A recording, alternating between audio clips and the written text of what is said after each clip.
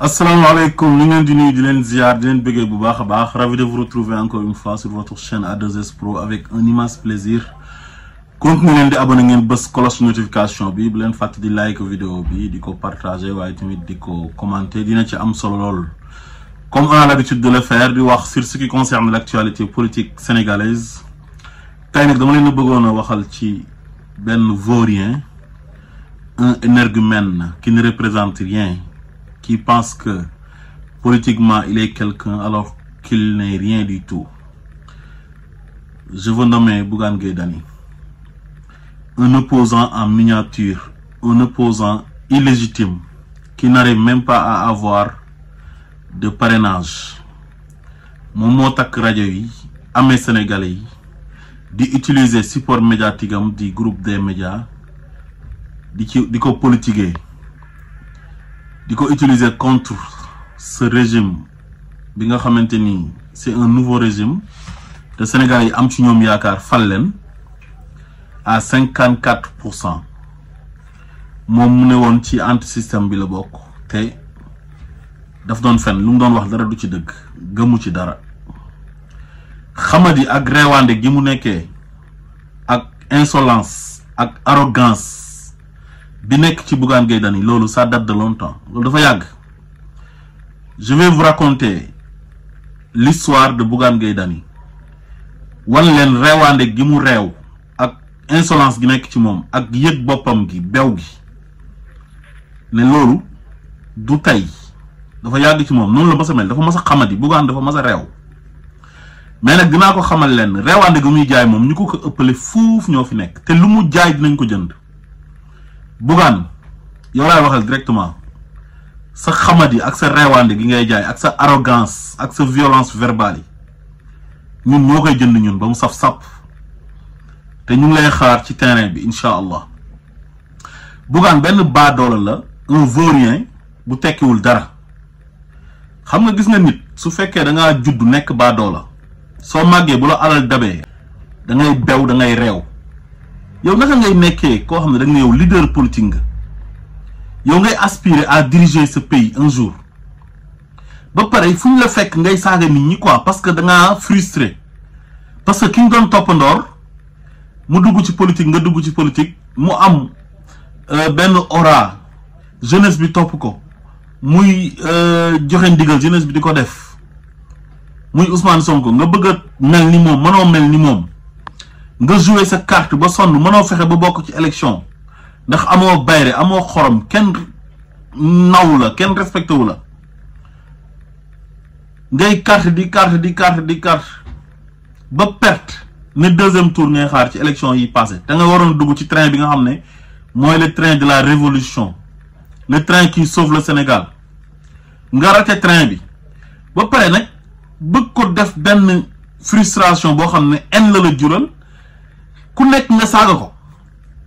génn di saaga waa Walfadjri, di saaga Ousmane Sonko suba ngoon guddeeg bëccëg, dajale des vauriens comme moom ci télé bi, yàq télé bi carrément. télé bi émission yi am solo yu fa amoon yëpp dara amatu fa, ay Dóor waar, ay sama gox ak yeneen émission yu am solo yoo xam daan na am ci télé bi yëpp la dindi, jël télé bi soppi ko télé saaga Ousmane Sonko ak régime bi ni nga xam ne mooy le régime du président Bassirou Diomaye Faye. soo amee règlement de compte yow ak Ousmane Sonko lijjanti ko yéen ñaar, mais bu ci boole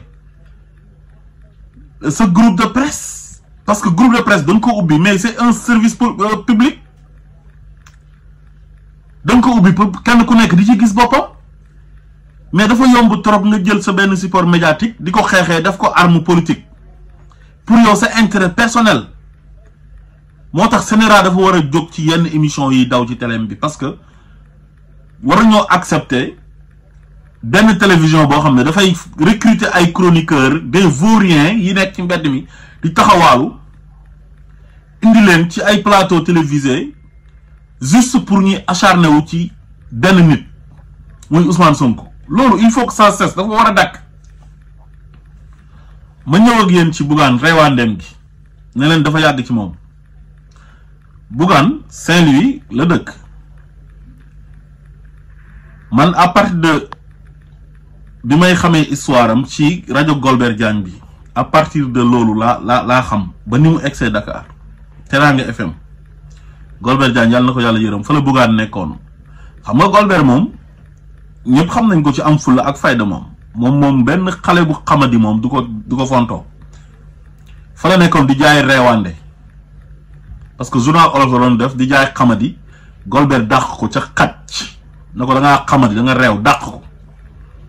muy taxawaalu fekk am na benn grand bu ñuy wax Ben Mactar Diop journaliste la un grand journaliste c'est un éminent journaliste nekkoon na Sud FM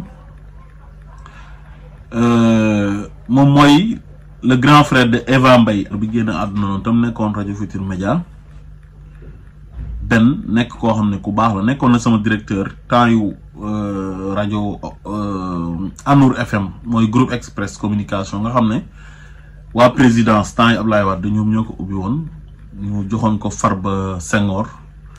mu nekkoon PDG bi président directeur général mais Ben moo nekkoon directeur rajo bi Mout Ban ñu jox ko quotidien bi ma nekkoon fa ak ñoom Mansour Cissé bi analyse yu am solo yi te gars yi di ko tooñee Yérim 2 ak ñeneen ñu bëri quoi ay Absa Elimane Wane bu nekk Sud FM bëri nañ daal boo limee da ngay jum léegi Ben Mactar boobu noonu grand wu Bougane Gueye Dany la bu yàgg parce que ñoom tamit waa Ndar lañ ñoom Ben Mactar Souleymane Niang bi nekk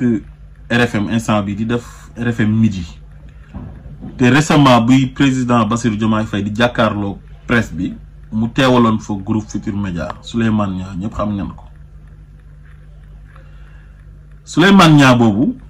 promotionnaire u Ben Mactar la ñoom ñaar ñu nekk ay waay yàgg lool jamono jooju Souleymane Niang moo nekkoon directeur Walfadjri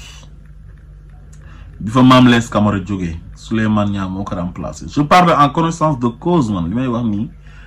amul dara lu ci nit mën a dindi lu leer nañ laa leen di wax ci Bougane Ben Mactar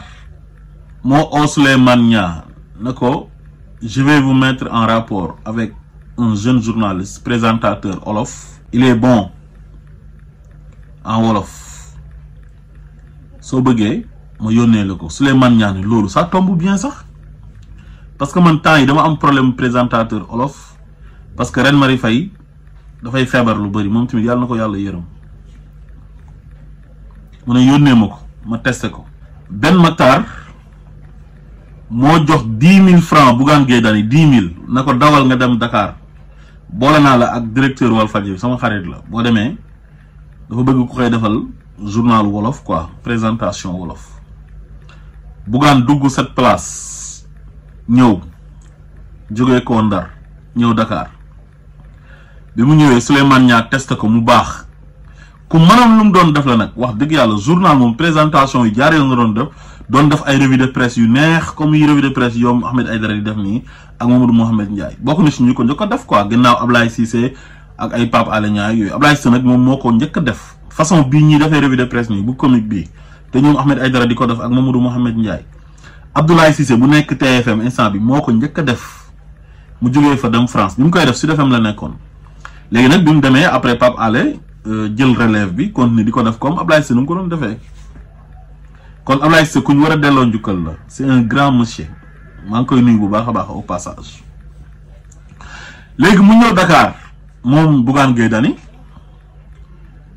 nekk fa def test Souleymane Niang jël ko bu ko Souleymane Niang jëlee nag mu nekk fa di liggéey xam naa benn jigéen boo xam ne daf kaa noboon jigéen bi xeeb ko parce que amutoon dërëm oto sax amu ko woon temps yooyu pauvre sonn jigéen boobu xam naa ko xam fu mu dëkk doon dem seen kër xam seen famille bu baax a baax a baax a baax moo tax bu Bougane Gueye amee xaalis temps yooyu fu ma dajeeg moom rek sama xel day dem ci bi Bougane daan dem seen kër mu koy toroxal naa ko nobuma la xam nga ñun duñ bëgg di dugg ci vie privée jàmbur yi quoi mais gis nga reewaande moo amul njëriñ quoi gis nga boo reewee dañ lay wax sa bopp quoi xamal la yow yaay kan léegi Bougane foofu la nekk jékki-jékki rek ne day créer benn syndicat foofu au sein de Walfadjri Sidi Lamine ne ko syndicat du fi am yàlla na ko yàlla yërëm moom Sidi Lamine donte ci sama xalaat bu gàtt syndicat war na mën a am fu nekk ci privé beeg ci public bi yëpp. affaire syndicalisme nag sama xam-xam màccul jëm ci wàllu woowu mais daal benn syndicat la fa bëggoon a taxawal di kaas ba pare boole ko ak arrogance ak reewaande gi ko ñëpp xamee ak xamadi Sidi Lamine fexe ba dàq ko bi ko Sidi Lamine dàqee xam nga fan la mujjee Sud FM la dem bi mu demee Sud FM gaay mi mu nekk ndoroon wal fajiri ñoom Mamadou Ibra Kane Alassane Samba Diop ñooñu Youssou Ndour oo leen proposé leen RFM parce que boobu rajo bi Sport FM la tuddoon 94.0 ñoom Boubacar Kambel Dieng ñoo fa nekkoon Eva Mbaye ak Ablaye Der buy def jàkkaarloo dafa yàgg ak Youssou Ndour. Ablaye Der daf na plus de 20 ans ak Youssou Ndour moom ba ci ñi def làmb ji sax ñoom Garmi Laye Diaw moo nekkoon directeur bu Sport FM bi Laye Diaw sportif Laye Diaw reporter léegi nag Youssou Ndour bëgg a def benn rajo boo xam ne rajo généraliste lay nekk léegi muy ut kum ko jox mu xamanteeg Alassane Samba Diop comme Alassane Samba Diop ak Mamadou dañoo yàgg jamono jooju Mamadou bi mu jógee ko Walfadjri Pape Diop moo ko recruté woon bëggoon ko jox rajo municipal de Dakar xam nga rajo municipal de Dakar di RMD Pape Diop moo ko ubbi léegi nag ci moment boobu noonu muy discuter ak Pape Diop pour dem RMD ci la Youssou Ndour ak Alassane Samba Diop nekk en contact pour l'ouverture de la RFM léegi nag Alassane Samba Diop proposé Youssou Ndour Mamadou Ibra Kane pour mu ñëw foofu noonu nekk directeur bi moo tax Alassane moom il a été toujours fidèle à Mamadou Ibra Kane parce que xam nga nit ñu lay proposé na la kaay ma jox la benn rajo nga ne non xaaral ma oo sama copain nga jox ko man ma yore programme bi xam nga kooku ku baax la. léegi nag ñu ubbi RFM le 1er septembre 2003 ci lañ njëkk a diffusé ci lañ débauché woon ay Daouda Diouf boobu Daouda Diouf mu ma bàyyi Walf Kaolack ñu koy soog a ubbi mu bàyyi ma fa dem léegi nag gars yi oo Bougane ne ko jógee Kol Sud FM nga ñëw léegi Bougane jógee Kol Sud FM ñëw RFM Bougane ci ñu démarré RFM la bokk mais xam nga lan moo ko jëlee RFM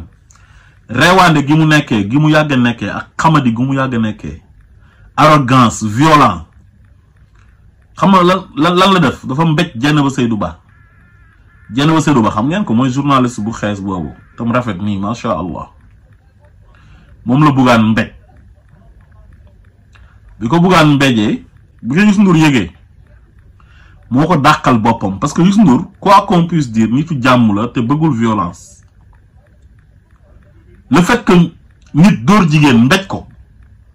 Youssou Ndour dafa jàpp ne kii il est violent mu ne xaaral ma dàq ko Youssou Ndour moo dàqal boppam Bougane mais bu ko Youssou Ndour yëgutoon ku doon gaay mi mën nañ arranger ñu waxtaan àllam yaabul ñu bàyyiwaat ko fa ñoom Mamadou Ibra Kane ak Alassane Samba Diop gis nga bi RFM ubbee noonu bees organiser nañ benn match de football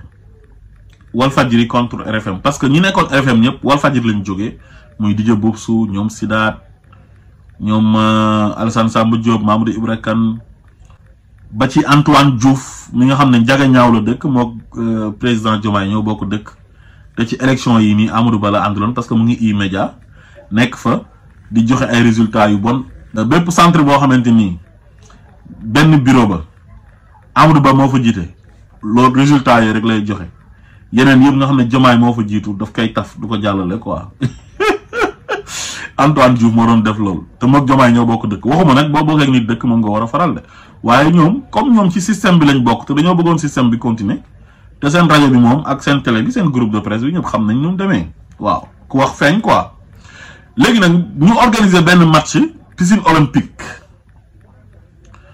mais Boubs moo doon football Bouba Ndour mu ngi doon football ci waa RFM man mii maa ngi doon football jour boobu noonu Omar Ñing bu nekk RTS temps yi moom mu ngi wal fajri mooy Omar Ñing bu doon ànd ak Macky Sall te ñu détaché woon ko présidence moo Pape Biram Bigué Omar Ñing boobu ku mën a football la parce que da doon football nawetaan Derklé man lu leer laa leen di wax kenn du ma weddi lu leer je parle en connaissance de cause léegi comme Bougane dafa réew tàng xol dañ doon football nii di fore temps yi Walfadjri mu ngi am doole am fans club ay Saalum yoo xamante ni dañoo jeex ci Walf ñu ëpp ci ñoom ay Saalum la ñu woon ndax xam nga rek li si Lamine moom Walfadjri dañ ko doon jàppale mooy booy marchand ambulant yi ci ëpp ndeysaan luñ xewlu woon dañuy ñëw léegi nag bi ñu waxee ne dañoo am match ñu nag RFM booy ñëw piscine olympique seetaan si bëri fa nag temps yi RFM mu ngi soog a ubbi bëreegul bayre léegi Omar Ñing duut Bougane Gueye Dany duut laa la wax de daf kaa duut rek Bougane dóor ko arrêt parce que Omar Ñing dafa mën a football ba pare di waanul xam nga di ko duut noonu quoi rek Bougane xol bi tàng rek mu dóor arrêt Omar Ñing xeex bi takkar naase gis nga fans club Walfadjri bi ñoo ñëw ne dañuy duma Bougane léegi Boubs ci boppam moo jël Bougane Gueye Dany dugal ko ci oto match ba boobu la tas ñu daw dem parce que booy fans club Walfadjri ñoo naroon a dal ci kaw Bougane Gueye Dany duma ko ndax li mu dóor Omar Ñing 2004 piscine olympique li ma leen di wax nii Bouba Ndour su fekkee mu may déglu du ko fàtte Boubs su fekkee mu may déglu di ko fàtte kon Bougane reewaan dem gi ak xamat dem gi dafa yàgg yow naka ngay fubalee ñu duut la ngay dóore nii la kaa bi demee mu jógee fa bi mu fa jógee xaw ma nag ci moment boobu ci la demoon États-Unis dellu soit waaye après yàggul dara ci la commencé nag dugg ci affaire wu agence de communication ñu jékki-jékki gis mu ubbi d'accord liggéeykat la nag quoi qu'on puisse dire di ñafe ba taxawal son groupe de presse muy des médias Zik FM la njëkk a ubbi après bu mu jógee ci Zik FM mu ubbi télé bi dox macha allah rajo bi tamit dox mu nekk ku am ay idée ci wàllu liggéey ak création d'emploi xam nga wax dëgg yàlla mais dafa jékki-jékki gis benn waay ne tëll génn muy Ousmane Sonko en 2014 sur la scène politique sénégalaise nekk ku charismatique indi lu bees ci géopolitique bi bind livre tuddee ko solution programme bi mu am ci Sénégal yëpp mu dëxañ ko ci livre bi lu yàq Sénégal yëpp mu ne lii moo yàq Sénégal lii moo koy defar indi solution teg oote benn conférence de presse fële ca place de l'Obélisque nekk léegi place de la Nation presse bi yëpp teew ñoom Yérim Seck ñoom Maïmouna Ndour Faye si la ko Yérim Seck ce vaurien doon ko laajee nan ko dégg naa sa jabar dañuy muuru un grand journaliste nga war a poser des questions yu très pertinentes nga naan ay sa jabar day muur te livre bi li nga ko war a poser ci ay questions yu am solo mu ngi ci mais mu bàyyi loolu yëpp di waxu dof moo tax Yérim damaa jàpp ne dafa alaku quoi dañ kaa liggéey laa foofu voilà loolu entre parenthèse la woon léegi nag ñu jékki-jékki rek ñëpp gis Ousmane Sonko quoi ci géewu politique bi muy dénoncer xam nga di def politique autrement comme bokkul ak ñeneen ñi ni ñu ko doon defee gars yi commencé ko ràññee Macky Sall dàq ko en 2016 ci impôt et domaine illégalement jaay ko doole léegi nag bi mu gisee ne Sonko commencé na am bayre fekk participer na entre temps en 2017 ci élection législative yi après am plus fort di gën a góorgóorlu di dem xam nga di dem assemblée nationale di tot assemblée quoi di dénoncer scandale yi doon am sous Macky Sall léegi nag mu commencé impressionner diaspora bi commencé impressionner jeunesse bi nekk Sénégal ñëpp bëgg ko Bougane nag moom jàpp na ni Sonko mel moom noonu la war a mel pourquoi pas man te pourtant nit yàlla mën na la may yow ci entrepreneuriat mais du la may ci leneen xam nga yenn yi soxor la yow yàlla may na la ci entrepreneuriat ba nga mën a créer ay emploi mais loolu mayu ko Sonko moom léegi Sonko ñoo dugg ci géewu politique bi yàlla may ko ci nga ne li tax yàlla di may Sonko lii te man mayu ma ko mu ñëw nag ne dafa bëgg a mel ni Ousmane Sonko loolu moo sonal Bougane Gueye Dany nii ba suñ jonno yàlla tey jii nii muy forcé nekk fi di calculer maanaam bi mu créé mouvement am bi bees bu nangu woon li yàlla dogal ci Ousmane Sonko sax rangé wu derrière Ousmane Sonko ñu def benn coalition ànd xeex Macky Sall ba pare mu nekk ku honnête wane sérieux ku noonu su boobaa amul problème lu nekk mën na ko am ku noonu nekk na député wala mu nekk maire loolu it mënoon na nekk mais dafa ñëw di diiranteeg Sonko mbagg di wan ne moom ni mu mel noonu la bëgg a mel moom lu tax ni Sonko mel moom warul mel noonu loolu ku koy def rek yaa ngi xëccoog yàlla te yàlla dafay may ñii ci wàllu wi yeneen beneen wàll bi mu may ci ñeneen loolu il faut que nga nangu ko soo nekkee nit dëgg Sonko la yàlla may ci wàllu politique dañoo bëgg a changer réew mi anti système la damay topp ci gannaawam du ma rëy il faut pas être orgueilleux dans la vie léegi orgueil boobu moo ko sonal ba ñuy créer Yewwi Askan Wi mu ñëw fa di wax waxu couleur wax yi ñàkk fayda te coalition ba mu créé après moom couleur am moo fa gën a fës ba pare sax turu mouvement bi la ko jox mouvement bi nga xam dafa sàcc tur bi ci Maodo Malick Mbaye muy gëm sa bopp kon lam doon bañ fële moom la ñëw def lu gën a yées loolu ci ci coalition bi nga xam ne moom la créé woon en 2022 ci élection locale yi ak élection législative léegi mu perte calculer ba sonn diir mbagg Ousmane Sonko ba sonn wane ne moom amut ak Ousmane Sonko benn problème wane ne dafa bëgg Ousmane Sonko dem na fi sax ba toog ne après Ousmane Sonko moom moo ci topp ci ñi nga xam ne anti système lañ Ousmane Sonko biñ ko dugalee ci dossier Adji Sarr bi ba ko sànq mu ñëw di def semblance di wane ne moom day jàppale Ousmane Sonko ci suuf muy dem di jàppale ñoom Adji Sarr utal Adji Sarr appartement ba ñoom Gabriel Kane ak Françoise Hélène Gueye ñoom ñoo ko weer wax ko nii en direct ne Bougane dañ ko daan oo mu ñuy dimbale mas nañu sax abal appartement te ci kaw mu ngi doon wane ne mu ngi jàppale Ousmane Sonko mu ngi dénoncer liquidation politique bi nga xam ne moom la ko Macky Sall bëgg a def comme ni mu defoon Khalifa Sall ak Karim Wade ndeke loolu yëpp moom da doon soog bu sañoon ñu éliminer Ousmane Sonko définitivement pour moom mu jël place am te bu ñu éliminer woon Ousmane Sonko définitivement sax du tax moom mu mën a jël place Ousmane Sonko parce que nit ñi mënoo leen forcer sa bopp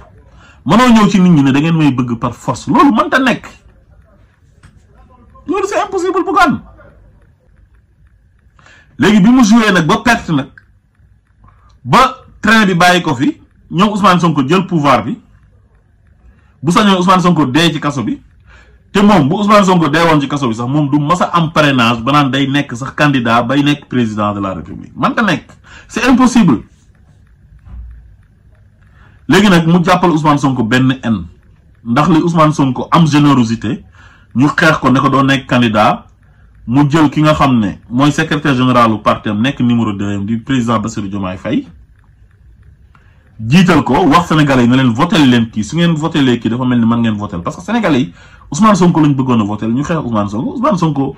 teg Bassirou Diomaye Faye sénégalais yi dégg ndigal parce que sénégalais yi Ousmane Sonko lañ bëggoon a fal Macky Sall ak ay magistrats yam ay bandi ak voyou yu mu àndal ci administration bi taxaw ne Ousmane Sonko du fi nekkee candidat far yàlla nag lu ñuy wax ne wayam kurullah wallahu xayrul maakirin seen pexe yu ñu doon def yàlla jël pexe yépp dem sànni ci mbalit ma indi ay pexem jël Pastef porté ko au pouvoir ñoom ñëpp tey di saaga nii loolu moo leen métti ñoom Madiambal Diagne ba ci Bougane Gueye Dany mu dem nag ba commencé di saaga groupe Walfadjri bi nga xam ne fa la jaaroon xam nga xamadi ak reewande mante weesu loolu yow Walfadjri lan nga jotee ak ñoom yow da ngay grève parce que dañ laa indil impôt yaag sa yeneen morom patron de presse politiciens yi ñoom Mamadou Ibra Kane ak ñoom Madiambal Diagne nga xam dañ doon xeex Ousmane Sonko xeex ba sonn yàlla ne leen Ousmane Sonko mi ngeen di xeex dama koy yóbbu au pouvoir moom président Bassirou Diomaye Faye ñu ne ñoom duñ nangulu yàlla dogal ñooñu toog dafa guñ 3 mois ñuy tirer seen kaw à boulet rouge di leen saaga di leen xas ñu indil leen ay redressement fiscal parce que Macky Sall moo leen ko doon baal te amu ci woon benn droit